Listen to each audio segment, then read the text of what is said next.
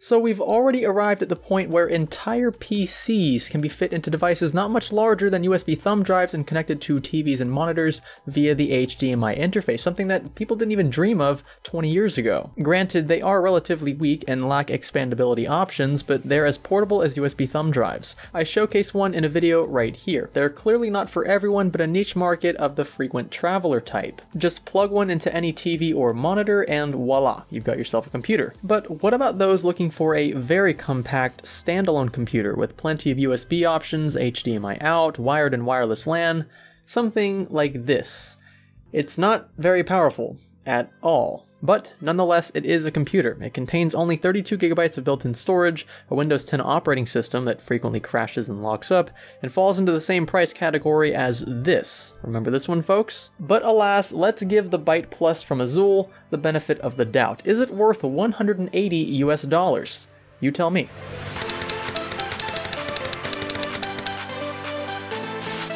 Let's start off with the design. Now right away the device feels premium, it feels heavy, it feels compact, and just well built in general. Honestly, I can't knock it here. It's comprised of a textured metallic roof and aluminum side plating. Even the bottom of the PC feels premium and sturdy. It feels kind of strange calling this a PC, but that's honestly what it is. It sits firmly upright thanks to its rubberized feet, weighs in at almost exactly 2 pounds, and is small enough to fit in the tightest of spaces, directly under a TV, for example. I find the Byte Plus's front power button to be very tasteful, so very minimalistic, changes color based on the status of the PC, and excellent tactile feedback. The left side of the device is bare, while the right side welcomes a single micro SD card slot. This is very important because, as we'll discuss shortly, both variants of the Byte Plus only ship with 32 gigabytes of built-in storage. Now, the rear I/O was honestly a pleasant surprise. You'll find both VGA and HDMI ports, good for a dual monitor setup, although you might not want to try this, you'll see why later.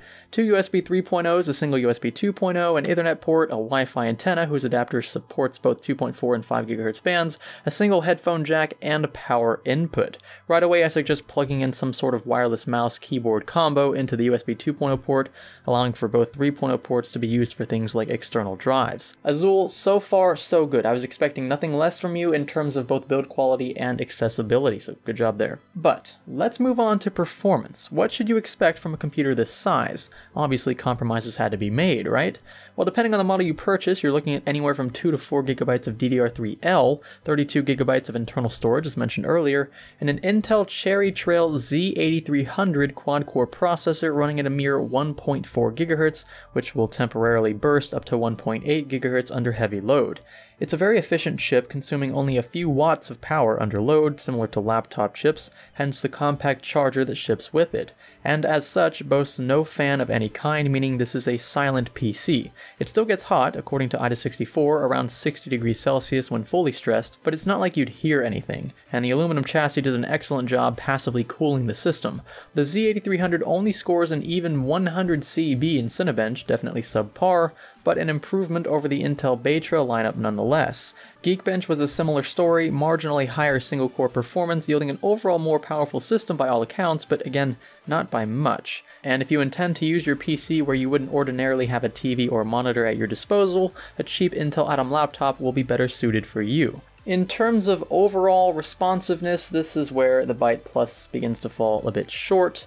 The entire system just feels bogged down and just slow overall. Even boot times drift toward disk drive territory, and opening single programs, or even the start menu for that matter, involves a degree of latency, what I believe to be the fault of both the processor and lack of available RAM. This model I have here is the 2 GB variant. I don't know why Azul sent me the 2 GB variant, but so be it.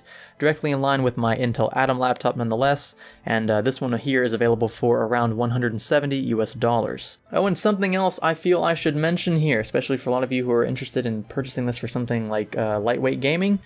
Don't try it. Not even lightweight gaming is suited for this device. Azul made it very clear to me in our emails back and forth that this device was not intended for gaming, and I see why. Minecraft hovered around 30 FPS on low settings and only 12 chunks rendered, and literally became unplayable once I started recording with Fraps, something I did not experience with the IdeaPad 100S. Strange, because the Intel Atom processor supported in that laptop is actually a fair bit weaker than this one is. This goes without saying. Even though this is a true quad-core CPU, multitasking options are limited thanks to weak individual core performance. We saw that in the Geekbench scores. So to wrap this one up, would I purchase this myself for any reason whatsoever? Like even if I put myself in someone's shoes, like I travel every week and I need something on the go, would I buy this? No, I would not, and here's why. I cannot think of, for the life of me, a scenario in which I would rather have this than that. And this goes back to what I said earlier in regards to TV and monitor availability. If you purchase something like this because it's lightweight and portable, then why would you not purchase a laptop? Don't they both fit the same description? It's like having a screen included at no additional cost from this point of view. I challenge you in the comments below to list scenarios in which having something like this would be more beneficial than just having a laptop that is in the same price category and the same performance category for that matter. Honestly, I cannot think of a single one. Sure, it gets the job done at an affordable price, but I'm gonna need some kind of display in order to use it, whereas a laptop has everything you could possibly need and is arguably just as, if not more, portable. So Azul, I understand the whole race to build the most compact PC thing. I get it. People are constantly on the move and looking for things that are more and more convenient to carry around with them. It's why ITX PCs are catching the interests of more and more consumers. The Azul PC Stick is a great product because it's something you can throw into your pocket or, I don't know, cup holder. But this form factor destroys any competitive advantage it has over a similarly priced laptop that wouldn't be far off in the performance department either. Does that make sense? If I want ultra portability and discreetness, I would just purchase the Azul PC Stick. It's linked, by the way, in this video's description. I think it's a great product. I reviewed it earlier. I actually use it. It's plugged into the back of my TV in the living room. It even has wired LAN support if your Wi-Fi isn't pulling through. But if you're just looking for ease of use and convenience, a laptop, in my opinion, is the way to go. This is the awkward middleman, and given the specs, doesn't compel me to purchase it over something like this, which conveniently comes with a screen, camera, a full-size keyboard. You get the point. Maybe Azul should be considering laptops for this particular price bracket. Nonetheless, if you're still interested in the Byte Plus here, you can find its link as well in this video's description. If you like this video and or appreciate my rather brutal honesty when it comes to products like this, be sure to give this one a thumbs up.